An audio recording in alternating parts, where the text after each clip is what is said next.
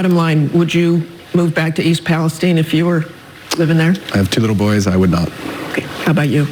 Not yet, not until there's more testing. Very disturbing news, but thanks both of you for your expertise. There's been a lot of political finger pointing in East Palestine, so we wanted to bring together a panel of experts who can give us the best information about that chemical spill and the response.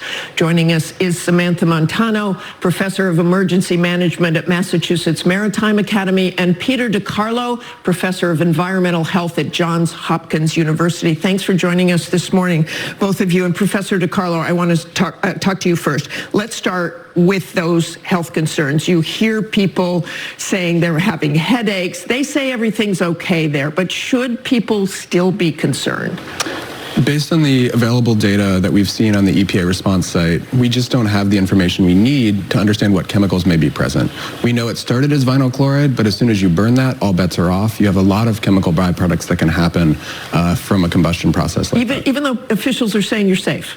The monitoring equipment that they're using to determine things that are safe doesn't give us chemical specificity. It doesn't tell us what chemicals are present. It just says they're below some level. There's plenty of chemicals that can be created from that fire that can be toxic at much lower levels. So what would you say to residents who have returned to East Palestine?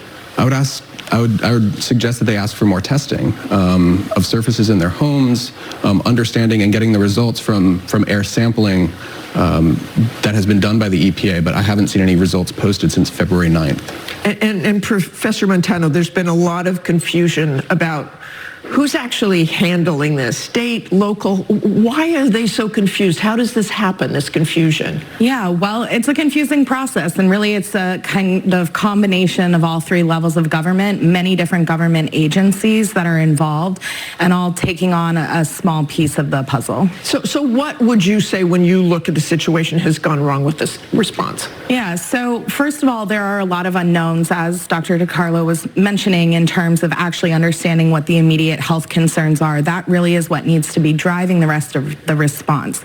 In addition to that, however, the communication with the public has really been off base from the start and has really opened the door for a lot of misinformation, a lot of confusion, even conspiracy theories. And specifically, what kind of miscommunication? Yeah, different messages? Yeah, so definitely right from the start, there were kind of conflicting messages coming from local agencies that were involved. As you start to see the state become involved, you start getting statements from Norfolk Southern, the responsible party here. There's these conflicting messages going back and forth that are really confusing for anyone to interpret. And Professor DiCarlo, should the Biden administration have sent CDC and HHS personnel sooner, or is the distrust of government just so big at this point it's really hard to tackle that? I mean, I think it's hard to tackle it. I think this is a situation where you definitely want all the expertise you can bring as soon as possible to really address these sorts of concerns. And train derailments, as we know, Professor Montano, are not uncommon. When you look at that and the regulations on that, what has to happen? Obviously, they're taking a hard look at that as well. Right, exactly. Train derailments are something we plan for a lot in emergency management, but it is very clear that regulations need to change. Congress needs to stand up to the railway lobby and force them. And this has gone on for a long for time. Decades, right. They need to force them to implement these safety regulations that we know we need. We also need a better investment in local emergency management, so when these types of events do occur, they can be more proactive in the response. And Professor, Governor Mike Devine, Ohio's governor, announced Friday that FEMA would be deploying a senior response official. They now have done that. But did that delay hurt?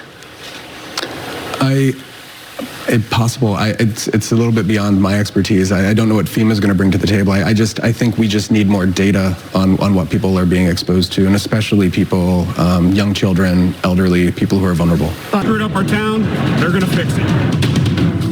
This morning and every day for the past 2 weeks, Ohio residents are demanding answers and accountability after that train derailment that unleashed a toxic mess with questions still lingering about the safety of the water and air.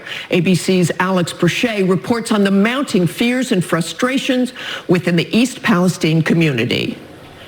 For more than 2 weeks, a cloud of concern has hung over an eastern Ohio city since a train loaded with toxic chemicals derailed. The release of hazardous chemicals still causing major worry and skepticism for many East Palestine residents, despite officials saying they're safe to return. I don't believe the reading's accurate. If I can smell it and it's alarming enough that it's not a good smell, it makes me feel like I shouldn't be in the area. Ohio officials reiterating this week that the town's water and air are safe. We know that the science indicates that this water is safe, the air is safe. But we also know, very understandably, that residents of East Palestine are concerned. The governor echoing the words of Environmental Protection Agency Administrator Michael Regan during a visit to East Palestine this week. I am asking that they trust the government, and that's hard. We know that there is a lack of trust, which is why the state and the federal government have pledged to be very transparent. But some residents are weary, fearful to return home. You get a tingling in your tongue and on your lips, heaviness in the chest. It's not a headache, it's pressure, it's dizziness, but it just doesn't feel right. Ohio Senator J.D. Vance showing a similar lack of confidence. It's a frightening situation, and my guidance to people is to continue to drink the bottled water. East Palestine's mayor, Trent Conaway, calling on additional aid from state and federal officials. I need help. I'm not ready for this. On Friday, the Biden administration announcing medical personnel and toxicologists are deploying to set up testing clinics. The derailment also calling into question broader train safety standards within the country. The law doesn't require them to notify the state of Ohio or anybody that this is coming through our state. This is crazy. Some lawmakers now considering legislation to change how the federal government classifies hazardous materials carried by trains. We think we might need a change in federal law. Norfolk Southern, the railroad company responsible for the incident, has agreed to pay for the cleanup and released a statement Thursday saying in part, "We are here and will stay here for as long as it takes to ensure your safety and to help East Palestine recover and thrive." But the National Transportation Safety Board announced an investigation is underway. For This Week, Alex Perche, ABC News, East Palestine, Ohio.